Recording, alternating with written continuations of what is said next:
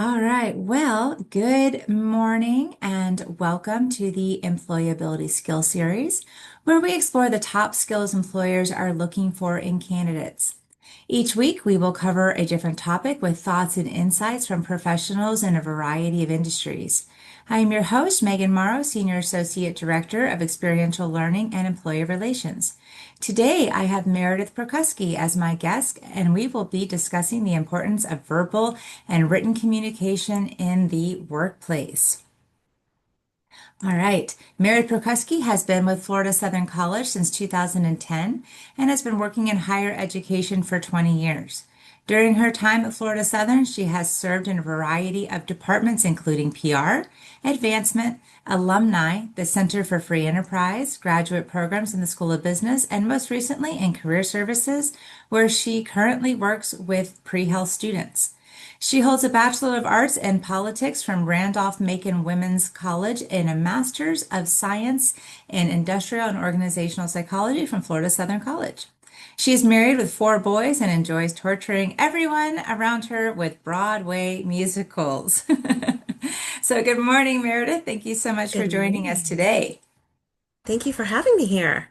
So awesome. I always love these, and especially being able to chat with somebody on my teams who obviously we know this is a very important topic near and dear to our hearts. Not only us being on a team together and how important this is to us, but working with our students and knowing how important this is to our students and to the employers that we work with. So before we dive into this, it's an impressive bio that you have being here at Florida Southern for as long as you have. You just celebrated 15 years here.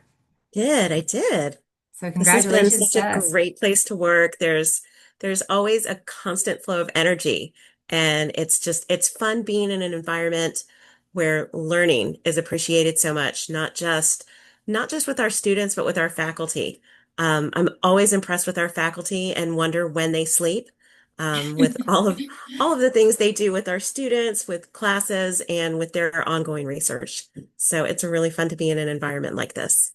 Yeah, no, it's awesome. I haven't been here quite as long as you, but I'm coming on 4 years. And so just like you, love it. It's a great place to be. Something that I stress, I know in my class all the time, like love what you do. If you can find your passion and integrate it with what you're good at. I mean, it's still work, but it's like you like coming to work.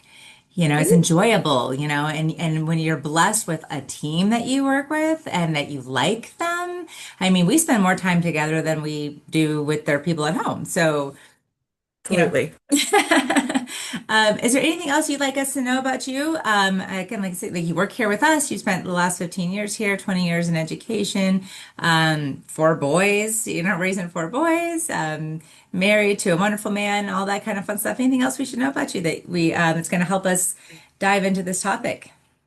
I was raised by an English major. My mom was an English major, so it was always driven into me. Just the importance of our words was always something that was very important, that was just stressed from the beginning. Okay, okay. So yeah, so let's jump right in. So verbal Mhm. and written communication. So what does this mean to you? I mean, at its very core, it's how we express ourselves. It's how we're known. We're known for our words. We're known for, if we can effectively communicate, if we can reliably communicate. So I think it kind of sets the tone for what people think of us on a day-to-day basis. Okay. I'm taking some notes so that I can remember to kind of go back on some stuff here. Yeah, so yeah, definitely the way that we communicate, our words, even the things that we're not saying with our words, there's that nonverbal piece too. Our words are important. It's like you said, it's who we are. It's how we're getting our points across. And so let's start with the verbal kind of piece here, the verbal communication. How important are our words, Meredith?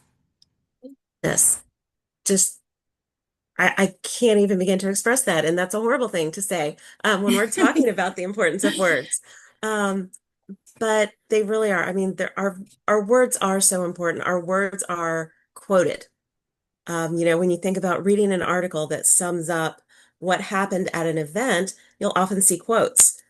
So, keep in mind, I think it's so important if you're not quite sure what to say, never underestimate the power of the pause. Time to collect your thoughts because once you've said it, it's out there. Yeah. You And can't say it. Yeah. words can't be dialed back in. You can't unsend those words that have come out of your mouth. So it's really important to take time to collect your thoughts, think about what you want to say. And I think not saying something at times is just important as being the one to speak up. I mean, it's been said before, and this is so powerful, but no response is a response. Absolutely. Yeah, so if you, yeah, sometimes you don't always have to say something because that is just as powerful as, saying something when you don't say something. You don't have to be the person that has the last word. You don't have to always fill the silence. Like sometimes that's just as powerful. So I'm glad that you said that because, sometimes I think people feel the need to always be the person to say something. You don't have to know everything. It's okay to say, I don't know. Let's find out together. That's a good question. Let me point you in the right direction or something like that. Because yeah, your words are powerful. They will follow you. You are quoted. There's been people who've gotten in big time trouble for things that they have said. Somebody in particular is coming to mind who no longer works here, but he's owned it. My predecessor, somebody that we Mhm. know dear and well, and he said, he said things and he's like, "Oh, that's gonna get me in trouble." And sure enough, you know. He was actually one of my examples for today. Okay, you wanna give us one of those examples? Oh, well, at that, I think he was actually going to come later, Okay, we can because come if back to I'm him. remembering correctly, I think he put that in an email. Oh, So it's mhm. going to come up later. Okay, perfect. Yeah, we'll circle back to that. Yeah, and what I love about him is that he owns it, and He he does. he's learned He from his does. past. Excellent. Okay, so let's talk about nonverbal. How important are our nonverbal communication skills? Again, it's awful that I'm speechless when I try to talk about the importance of these. But our words are so important. They're out there. They're out there forever. Um, and I'm kind of jumping ahead to the end of where I was going with everything. So I may end up working backwards, but um, we live in a world of social media where so many things disappear after a certain point in time. Stories, Instagram stories, all those little things, Snapchats, things that just are there for a fleeting and very finite amount of time. In the corporate world, our our main source of communication is going to be email, and Mhm. that does not go away. That is there forever. Um, I'm pretty sure I still have emails from my first day at Florida Southern. There are things that just live on forever. So it's really important that we choose our words wisely when we're Yes. putting those things out there. And not just the way that not just the words that you're saying, but also the way that you say them. I think it's also an important thing to note because our tone cannot be discerned over text. And so I know for me, like I tend to use humor a lot, but it's funny like in my head, or it's funny if we were saying it, face to face, but you have to be careful when you're saying it over text because we've all been guilty of it, of miscommunicating something because it's like, wait, no, that's not what I meant. In my head it was funny, or the way that I said it was funny, but now you're misinterpreting it because you're reading it kind of wrong, right? So we have to be really careful the way that we're typing it or the way that we're saying it because the person on the other end can't hear our tone or can't see us laugh or can't, they're not in that moment that we're in. So you have to be really careful the way that you're typing it and make sure that the tone of your email is always professional and never snarky or which what you're thinking is funny because like you and I have a very similar sense of Right. humor. We're zingers, but like we're careful to make sure that we have like the emoji at the end, but Right. like you and I are very comfortable with our text communication, but Mhm. we would never say do that to our boss or do that to somebody Right. else that we don't know that well. So you have to be careful Right. with that written communication. Right. or in a mass email when you're sending directions out to students, when you're sending a company-wide email, anything that's going to be read by people you may not know. You really have to be careful with your words. And it's funny that you mentioned emojis. We'll use those when we text people, but typically those company-wide emails are not going to have the LOL. They're not going to have the emojis. They're not going to have all of those things that we use to kind of convey that, ha ha ha, I'm kidding. Um, Yeah. that kind of tone. Right. Yeah. It's much more professional in a company email. So yeah, two things I wanted that you just sparked in my head just now. With the emails, stop with the reply all. Please, Yeah, stop with the please, I reply beg all. you. Yes. Unless it's truly the people that need to be included on that email, the typically you can just do reply. It's just the person that sent that email. You just need to be very cognizant of that and you just need to hit reply. You do not need to do a reply all because that person who sent the mass communication is communicating the message to, the multiple people, but you as the recipient just need to reply or start a whole new email just to the person who sent it. But we do not need to reply all. And if you are doing a reply all, make sure that your message is appropriate to everybody on the email chain, right? Yes, So yes, I I just wish that reply all button was you had to you had to look for it. right, Like you had to right. go out of your way to find it. Like 'cause you had to be intentional with it. So that with that said, let's also make sure that our that when we're emailing, it is professional. So this is something I'm really strict about in my professional development class that and I won't waver. I won't even address the content of the email if it doesn't have these components. So of course there has to be a subject line. In Mhm. the subject, there has to be some type of greeting. Good morning, good afternoon is perfectly fine. Doesn't have to be elaborate, but there has to be a Right. greeting. And then you have to identify yourself. Mhm. Yeah, just this is Megan Morrow, but how do I know you? And unless, of course, if I'm emailing you, we know each other. I'm not talking about somebody that you know, but students, if you're emailing your professor, they have multiple sections. They teach multiple classes. So you can't just be like, hey, Professor Perkusky, this is Megan Morrow. I have a question about this assignment. Well, Right. Which okay, one? that's fine, but so students, you need to get into the habit of saying, "Hi, Professor Perkusky, this is Megan Morrow. I'm in your P3 class that meets on Tuesdays at Mhm. noon." Something as Right. simple as that. Or I'm in your professional development class, section 001, if you happen to Mhm. know that. We teach so many sections. We teach, different days.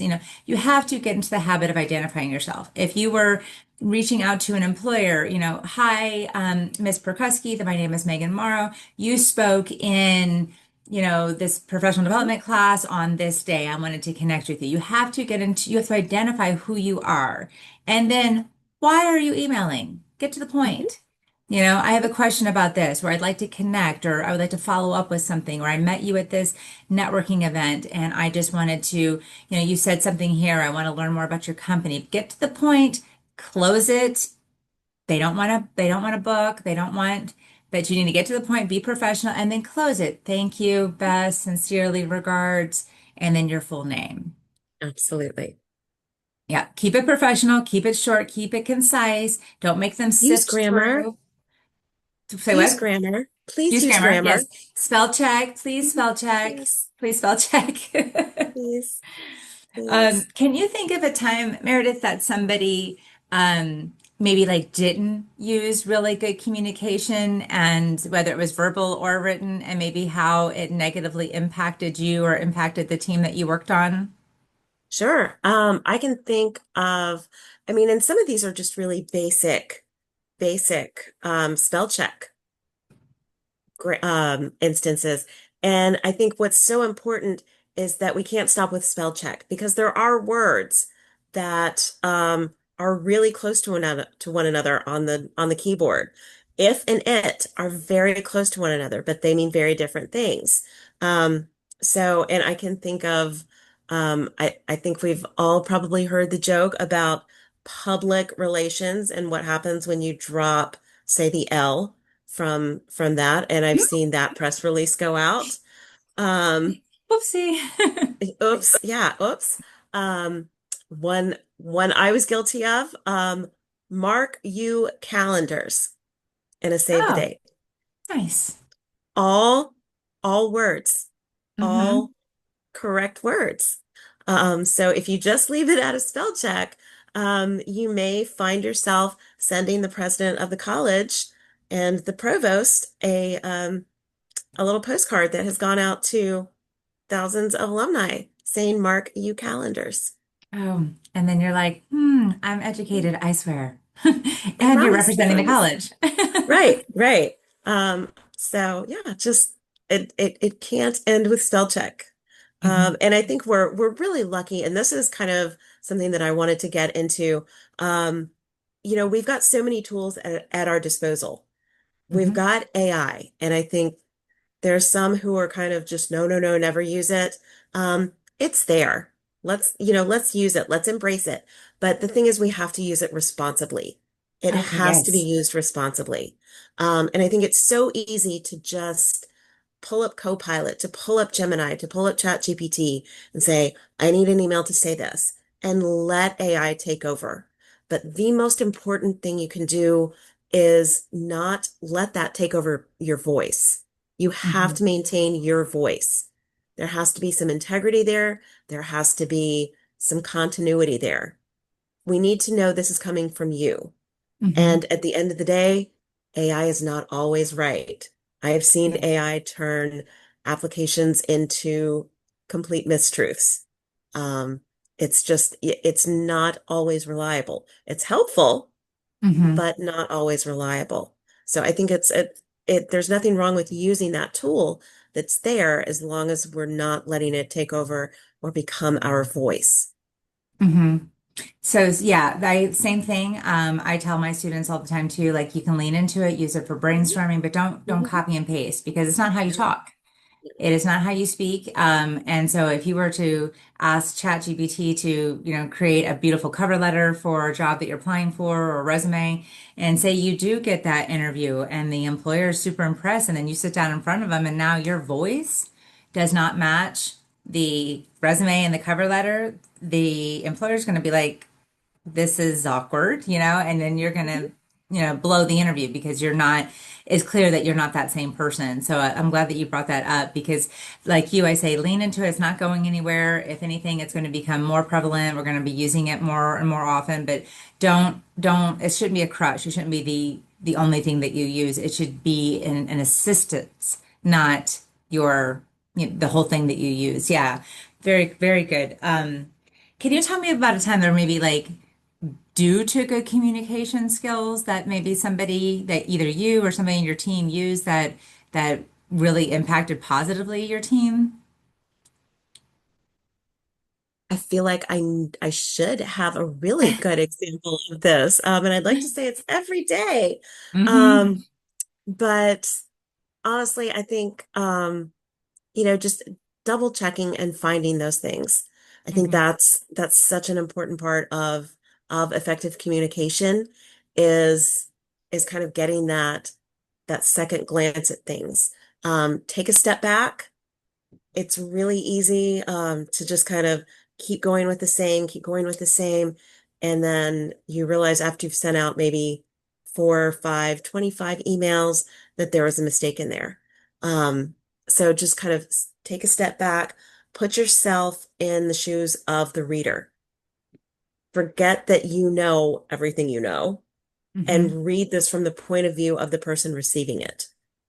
I think that's really important to kind of keep in mind the reader may not have the background knowledge that you do. So just keep in mind what their point of view is going to be in reading it. I think that's a really good point. Yeah, if you're using acronyms or you're using Mhm. shortcuts, make sure that the person that would be reading it is They're aware of that too. Now, if they do, of course, you don't want to be oversimplifying and explaining acronyms that they should be well aware of, because of course they're gonna be like, I know this, but why are you explaining this to me?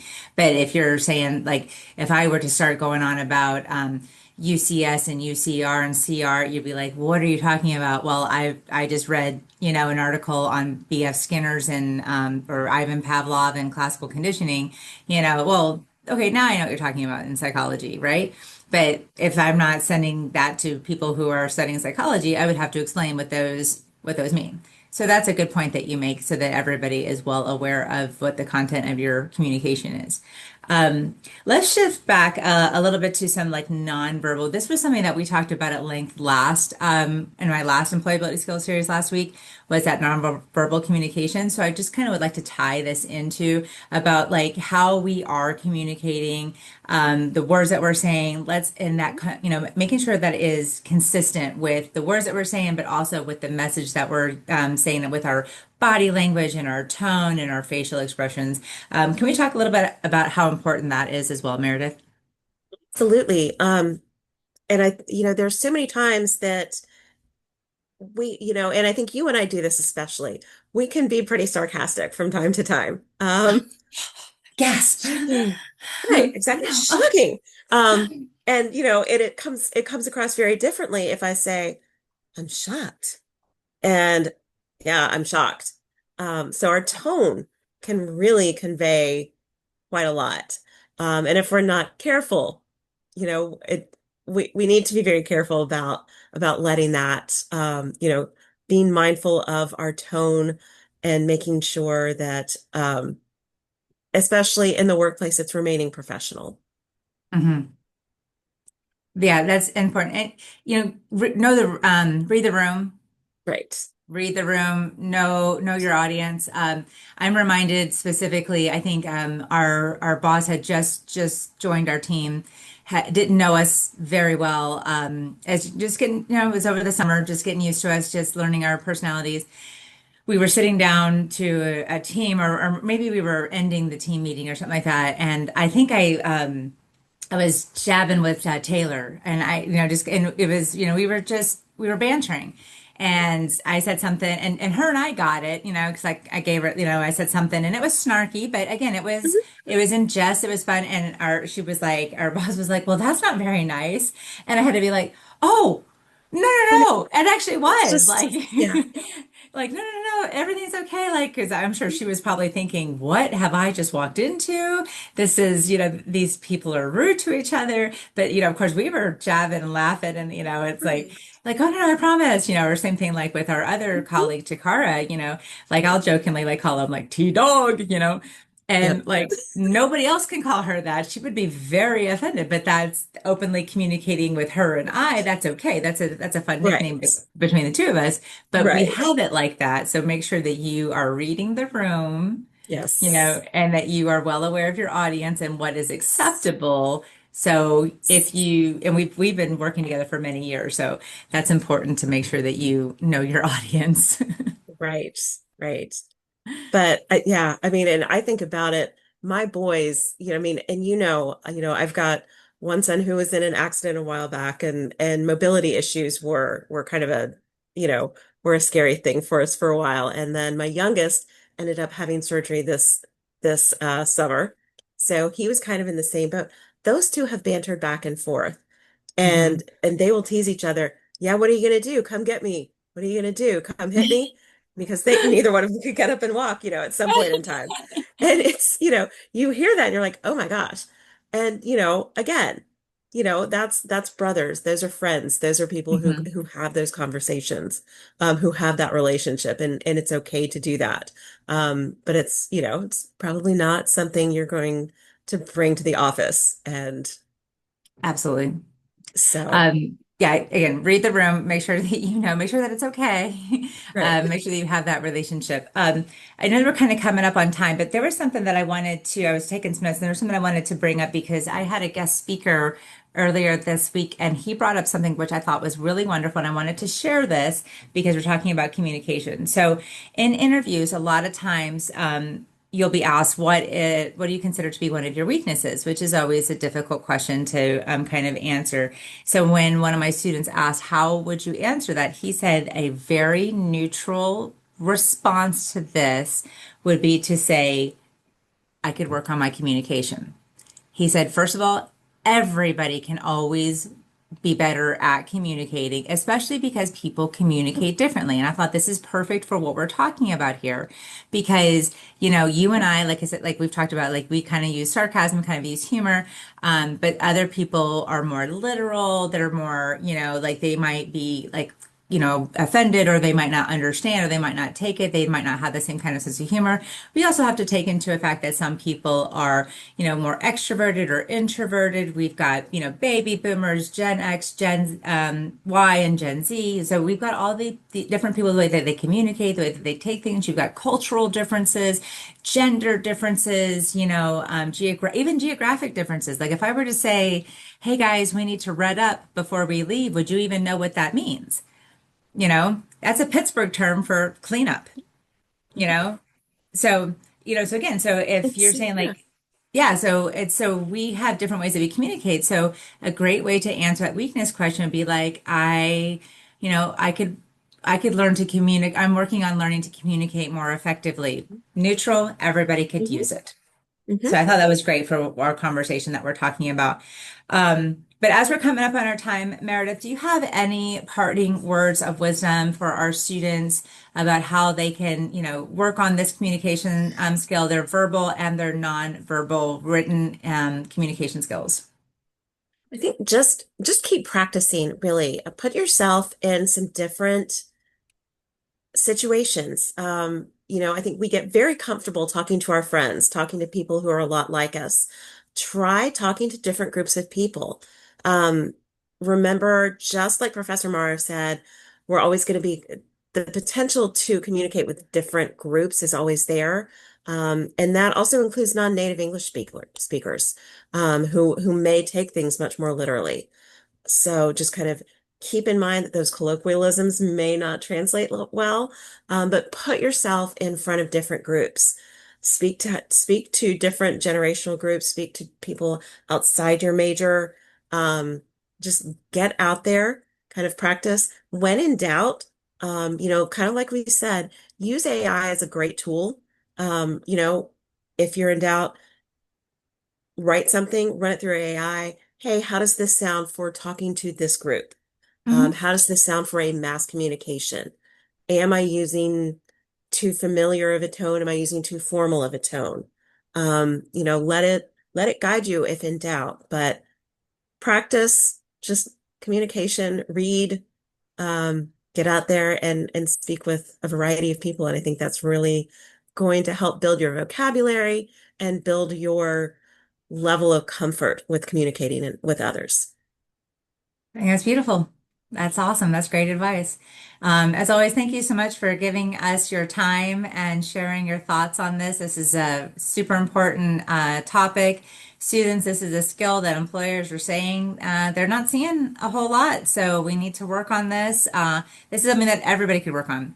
Our communication skills, whether it's verbal, whether it's nonverbal, whether it's written, we all need to make sure that we are working continuously on communicating better. People do communicate differently, so be aware of who you are communicating with. Know when it should be formal or less formal, professional.